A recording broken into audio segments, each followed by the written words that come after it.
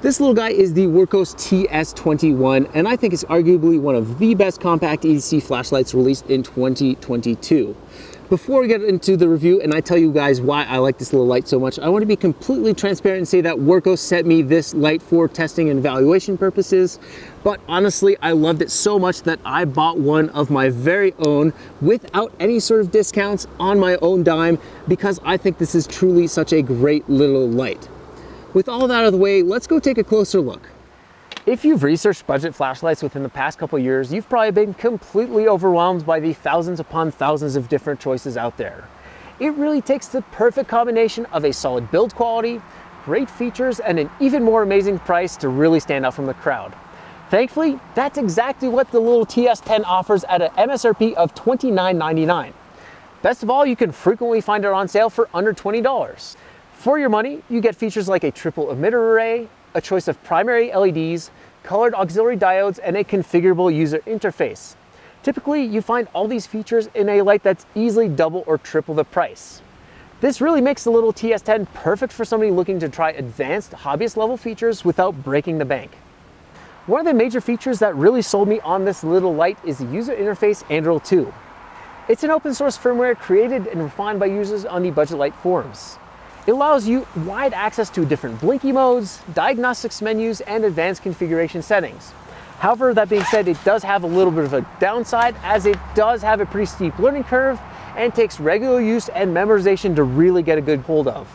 It's not the best choice for somebody who's new to flashlights or during high stress situations. That being said, it does have a simplified user interface mode that cuts out all the blinky modes and other configuration settings, making it significantly easier to use.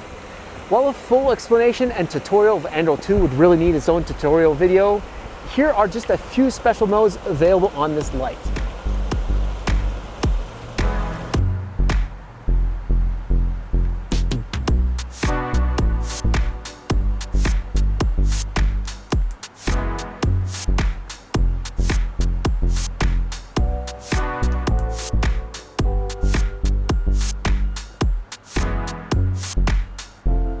Moving on to the business end of this light, you will find 3 high CRI emitters sitting behind a triple TIR optic. This is all powered by a 14500 lithium-ion battery. Unfortunately, you will not be able to use this light with your standard alkaline AA cells. The beam for this light is perfectly well suited for EDC purposes as it has a fairly broad hotspot with a nice gradual fall off.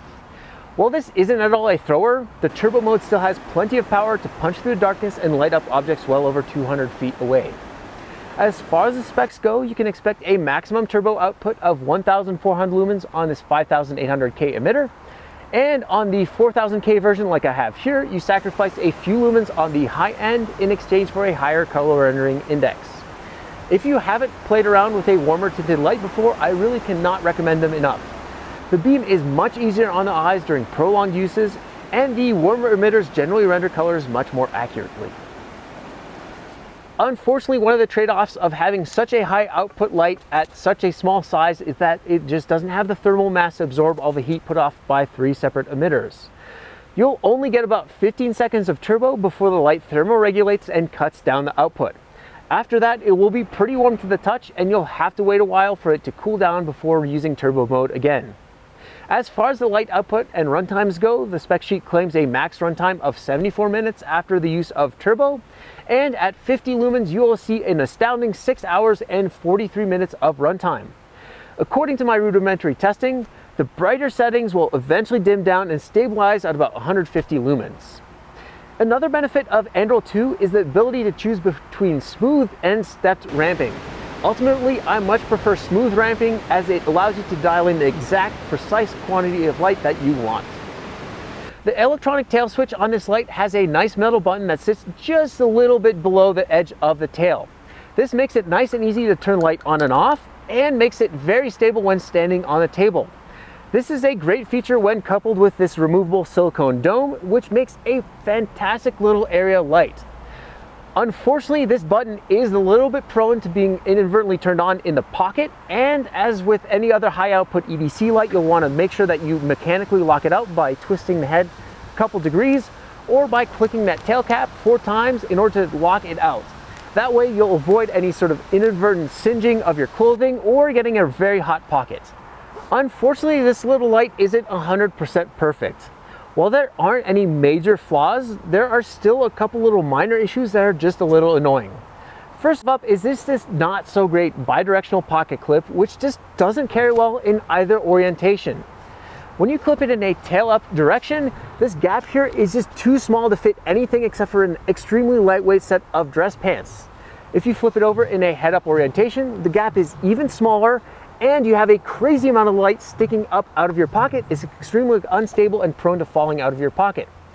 Some people online have found different clips from other manufacturers that fit this light pretty well and improve the carryability of this light significantly.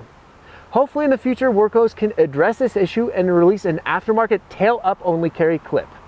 Next are a few minor issues with the auxiliary LEDs. Simply put, these ice blue diodes are too damn bright even on their lowest settings. With dark adjusted eyes, I can easily navigate a darkened room without any problem, and it honestly rivals the moonlight mode. This really isn't an issue with my black and red TS10, or as far as I've been able to tell, the orange and green variants either. There are also two other software glitches on these two early production lights which affect the auxiliary LEDs. Thankfully, Wurkkos has already fixed this, and this really shouldn't be an issue with currently available stock. This glitch affects the auxiliary LEDs, which will remain on while the primary LEDs are also running. Fortunately, this only really appears to be a cosmetic issue and has no discernible effect on the beam, even on the lowest moonlight mode. Another slightly bigger issue is that these diodes will remain on until the batteries are completely drained. There is no low voltage cutoff as there are with the primary LEDs. This will lead to over discharging your cell, which will damage this overall capacity. Thankfully, this is easily fixed and prevented by unscrewing the head just a couple degrees and doing a mechanical lockout, which I recommend doing on all your lights if you're going to be storing them for any period of time. Overall though, these problems are relatively small, and given that this is Wurkkos' first attempt at a tri-LED 14500 powered light, it is still phenomenally good. If you're at all interested in flashlights and want a versatile, highly capable, compact EDC light, look no further. Just get this TS10. Trust me, you really won't regret it. I am really excited to see all the special editions Wurkkos has already released since introducing this light early this year, and I really cannot wait to see what's in store for Wurkkos and the TS10 in the future. Thank you all so much for watching my video, and I would like to extend my gratitude to the kind folks over at Wurkkos for sending me this light for free to review. I want to remind you guys that I liked it so much that I invested my own money without any discount codes and bought one of my very own. This is truly a great little light. I would also like to thank Wurkkos for working so closely with the Budget Light forums. Such a great collaboration really resulted in a truly amazing little light that I think will be very difficult to top. As always, if you liked my video and found it helpful, please hit that like button, and I'm always open to comments and questions down below. See you guys in the next video, and as always, stay safe out there.